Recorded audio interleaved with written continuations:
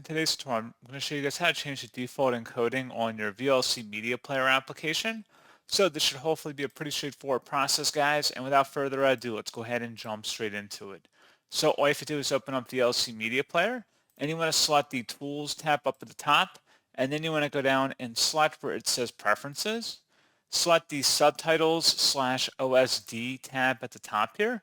And then there should be an option to go about changing the default encoding method. If you just go a little bit down this page, it says default is the Windows one. But you can select any other one listed here and then just select the save button at the bottom to save it.